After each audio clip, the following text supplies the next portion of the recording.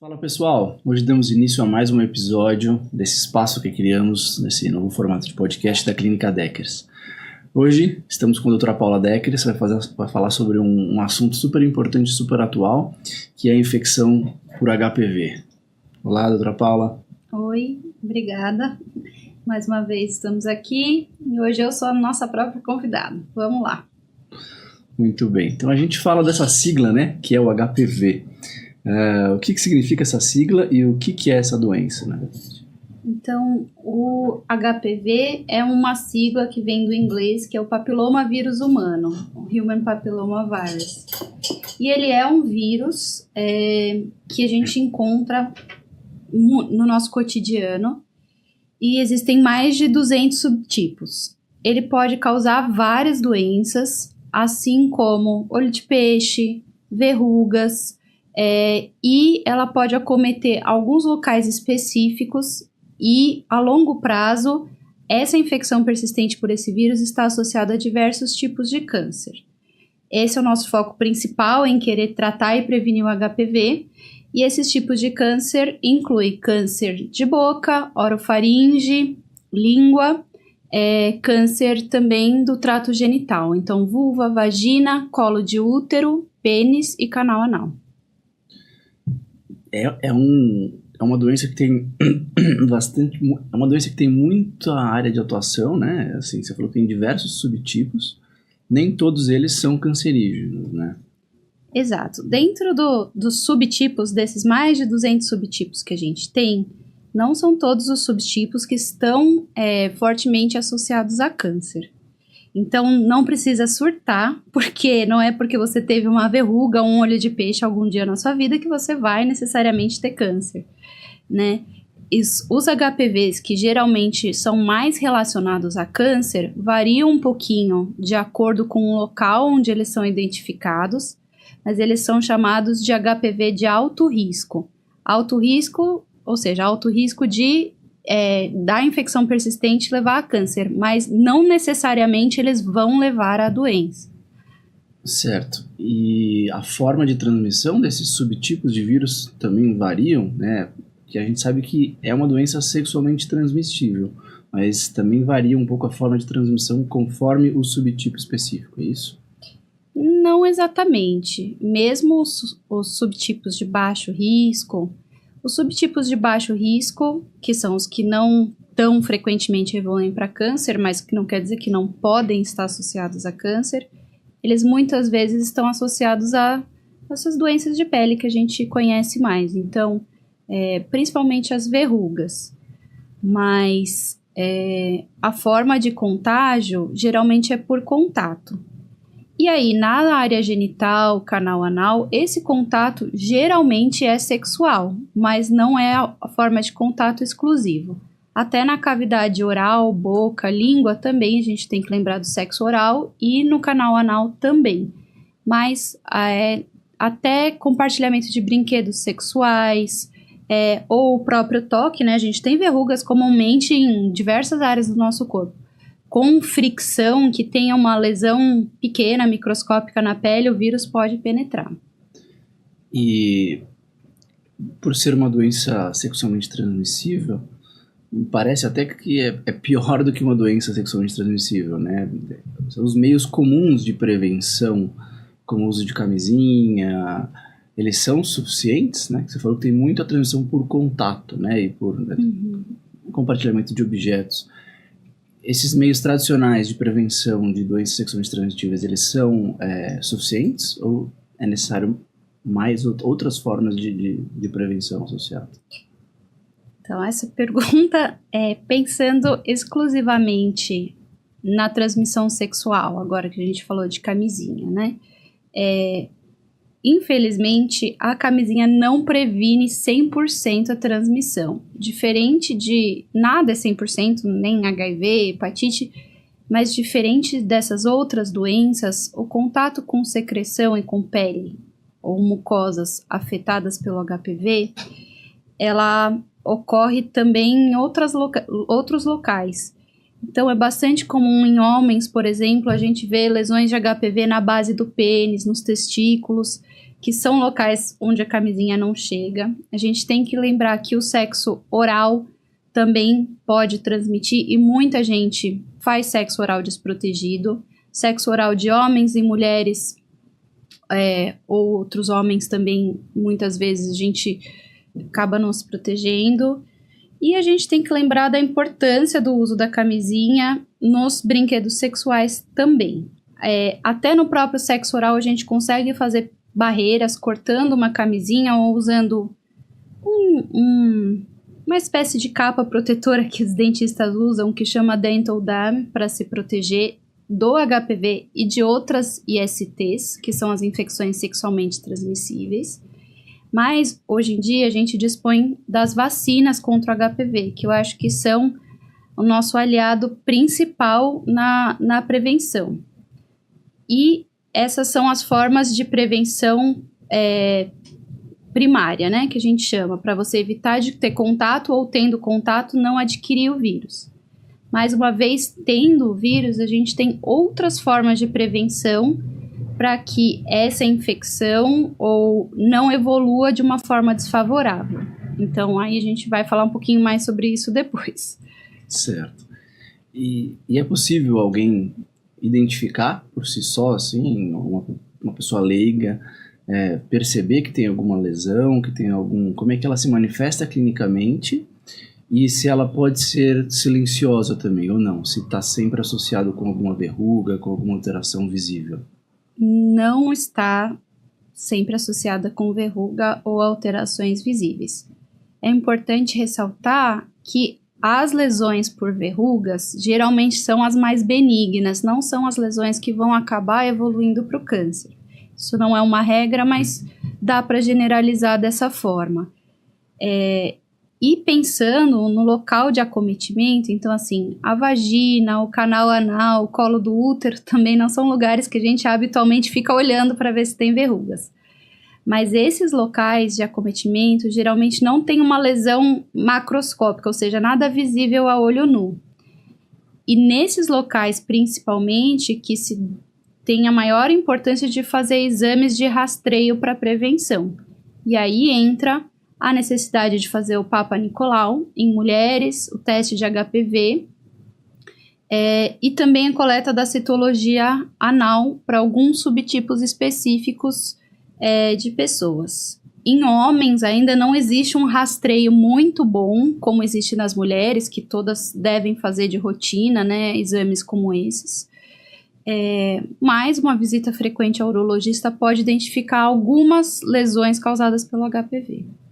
Certo. Então, devido a essa dificuldade de diagnóstico, é algo que precisa ser avaliado de rotina, né, durante aí consulta com o médico. Aí você falou de alguns exames, né? O Papa Nicolau, ele é um exame invasivo? Ele é feito no exame físico? Como é que é? Então, o exame de Papa Nicolau, as pessoas em diversas regiões do Brasil chamam de vários nomes, né? Preventivo, enfim, que é aquele exame em que o médico, o ginecologista ou o enfermeiro passa um espéculo, o aparelhinho dentro da vagina e inspeciona as paredes vaginais e o colo do útero. É feito um raspado das células do colo do útero, que é inserida numa lâmina, e essa lâmina é analisada no microscópio. O que se procura no Papa Nicolau é realmente lesões provocadas pelo HPV.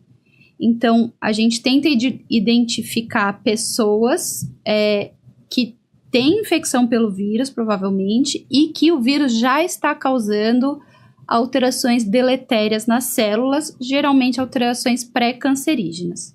Lembrando que o Papa Nicolau é um método de rastreamento, ou seja, ele não é um exame diagnóstico. Ele vai separar dois grupos de pessoas, os que têm risco de ter algum problema pelo HPV e os que estão tranquilos e podem voltar só ano que vem.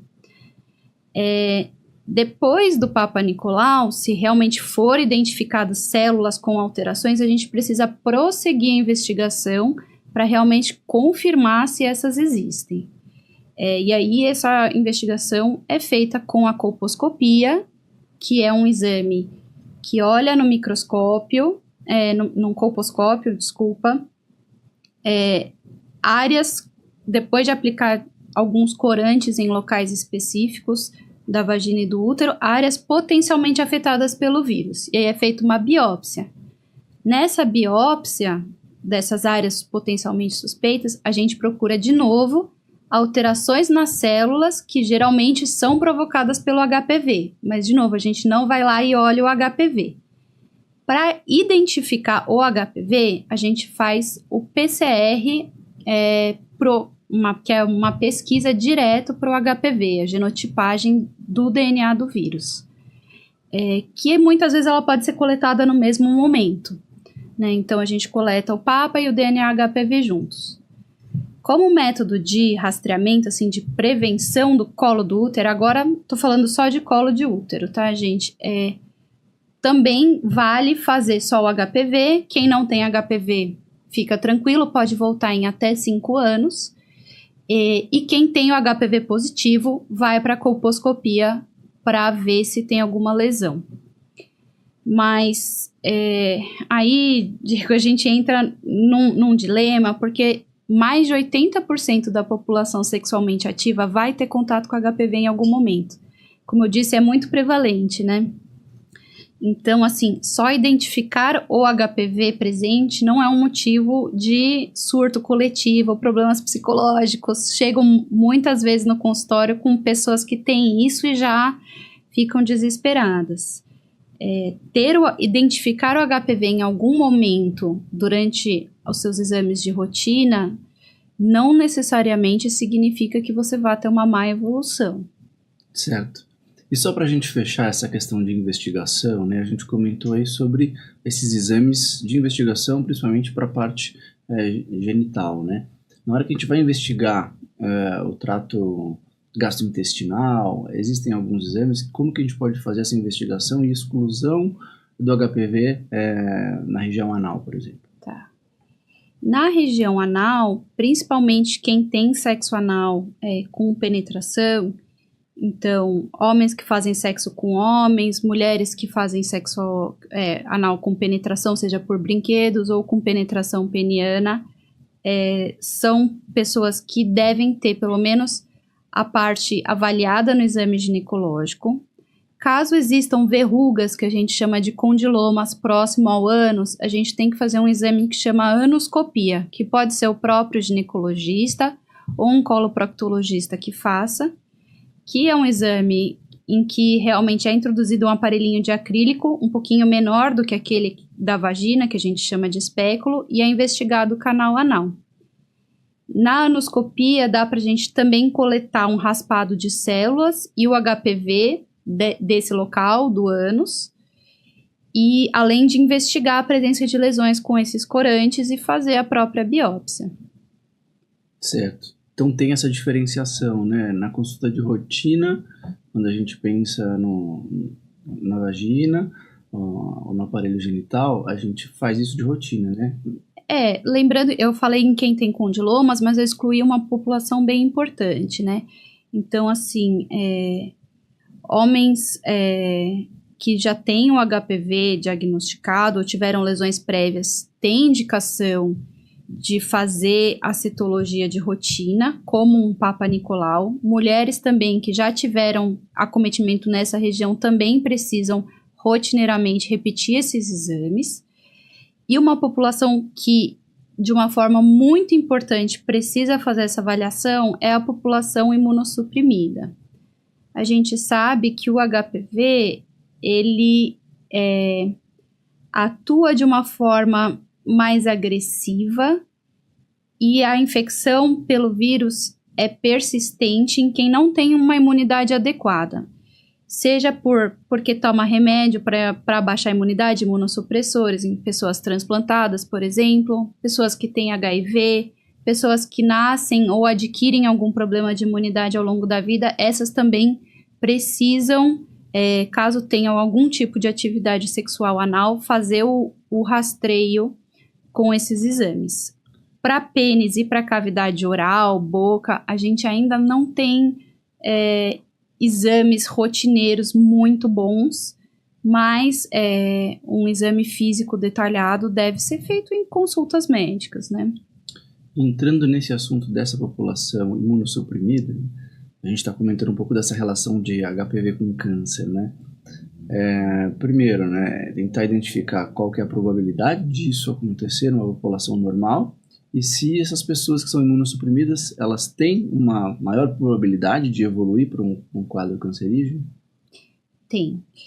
Então, assim, conforme eu disse, mais de 80% das pessoas vai ter contato com HPV em algum momento da vida. Das sexualmente ativas. Isso fora o contato cutâneo. É que para a pele, para outros locais, a gente não tem tanto medo de uma má evolução, que não é tão comum, né? Agora, desses 80%, quantos... quase todo mundo que você conhece, né? Quantos realmente tiveram câncer? Muito pouco. Então, não é a presença do HPV que vai levar a câncer, é a infecção persistente pelo HPV. Então, muita gente tem contato com o vírus e não adquire o vírus, não é infectado, ou é infectado e elimina o vírus. Essa é a maior parte da população. Quem tem algum problema na imunidade pode ter uma deficiência nessa primeira etapa. Mesmo quem tem imunidade normal, às vezes pode, por fatores genéticos ou outros fatores, como outras infecções genitais, o cigarro atrapalha muito, mesmo para infecções vaginais, mas para cavidade oral e anal também. Fumar atrapalha muito essa eliminação. Então, dessas pessoas que vão continuar tendo a infecção por HPV, algumas conseguem eliminar, outras não. As que não conseguem, nem todas vão ter lesões. Às vezes o HPV fica de uma forma latente lá. A gente tenta rastrear, né, as pessoas que têm infecção persistente de uma forma frequente para que a gente consiga pegar uma lesão pré-cancerígena, que a gente chama as lesões intraepiteliais, e agir nesse momento. E aí a atuação vai depender um pouquinho do local de acometimento, mas varia muito. Pode ser com pomadas específicas que modulam a imunidade local, que pode ser com quimioterápicos fracos locais, mesmo que não sejam câncer, como o 5-fluoracil. Pode ser com aplicação de laser, então alguns métodos destrutivos. Pode ser com cirurgia, retirada daquele pedaço doente. E todos esses métodos têm um potencial curativo.